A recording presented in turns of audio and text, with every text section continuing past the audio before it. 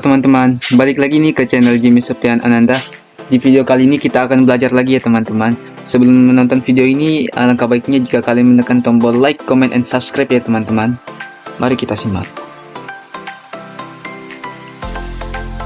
Ya, di video kali ini kita akan belajar teori pembentukan tata surya teman-teman. Yang pertama ada teori nebula.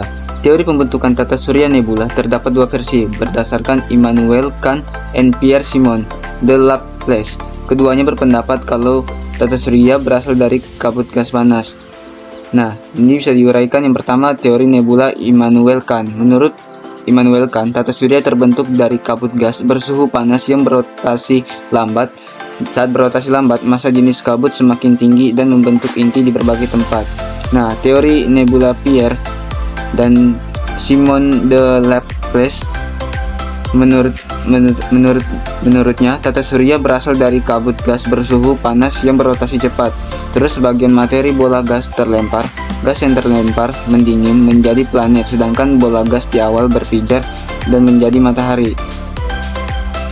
Yang kedua ada teori debu atau teori protoplanet. Teori protoplanet menyatakan bahwa pembentukan tata surya berasal dari gumpalan awan gas dan debu atau hidrogen dan helium.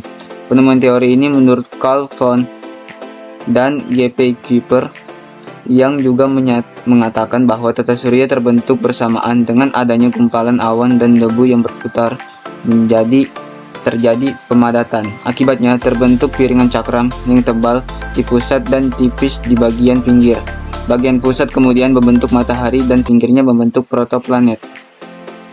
Yang ketiga, teori planetesimal. Teori planetesimal ditemukan sama Thomas C. Chamberlain dan Forrest R. Moulton. Menurut keduanya, planet yang ada sekarang berasal dari matahari. Hipotesis ini didasarkan pada gagasan bahwa sebuah bintang melintas cukup dekat dengan matahari dan terjadi gaya tarik-menarik. Gas di tepi matahari tertarik kemudian mendingin, sementara gas matahari yang berhamburan akan tertarik dan menggumpal kemudian membentuk planet. Nah, teori yang keempat, teori pasang surut.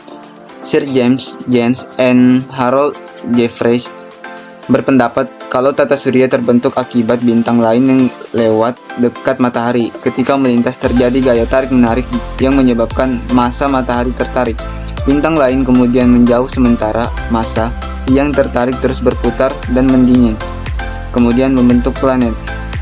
Dan yang kelima, teori bintang kembar. Teori bintang kembar disampaikan oleh R.A. Littlon.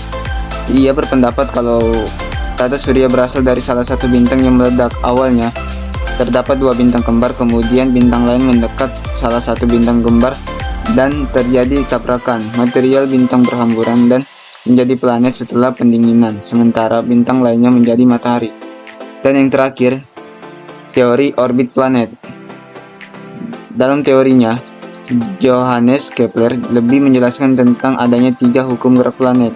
Tiga hukum ini memberikan gambaran dasar-dasar gerakan planet, termasuk bentuk orbit planet yang mengitari matahari, kecepatan gerak planet, dan hubungan antara jarak sebuah planet dari matahari dan waktu yang dibutuhkan untuk menyelesaikan satu putaran. Itu tadi 6 teori pembentukan tata surya teman-teman.